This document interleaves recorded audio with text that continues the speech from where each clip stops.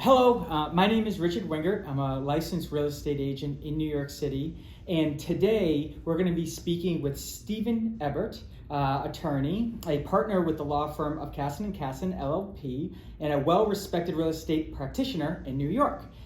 He's also a co-host of the weekly radio talk show, Eye on Real Estate. In the following segments, we're going to see a bunch of questions being answered by Stephen, and I can't thank him enough for giving me his time, and I hope you all enjoy. Feel free to comment and let me know what you think. Stephen, thank you so much. So far, all this information is incredible, and I wanted to say that now that my client has a mortgage, I've always been told that the bank owns the property.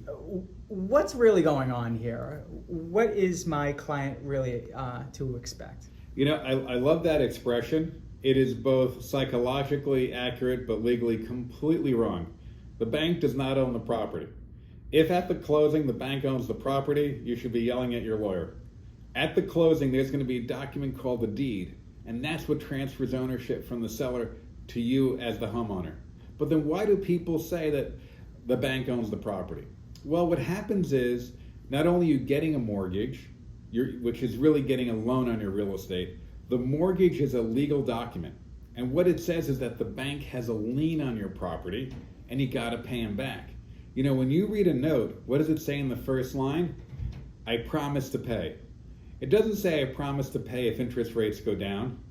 It doesn't say I promise to pay if I get a bonus at work. I promise to pay. You got to pay back the loan based on the terms that are in there. And there's the mortgage document that gives the bank the teeth to say, hey, if you don't pay, we're going to go after the house. Now, depending upon the states, it can be a very long process for the bank to try to push that. But bottom line is you got to read what's in your mortgage. Is it a fixed rate or an adjustable rate? Is it a primary residence or an investment property? What are you allowed to do with it?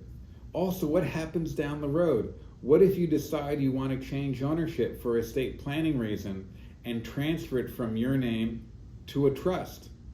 What if you buy it when you're single and you get married? What if you buy it when you're married and you get divorced? Well, the mortgage documents address a number of these issues, and they work with federal and state laws as to also what rights and obligations that you have there. So it's really it's really important to understand. And while we're always focused on getting to closing after you found that property, this is an important question, because now that you own the property, what happens the day after? And you have to send in those monthly payments. Nothing to be scared about.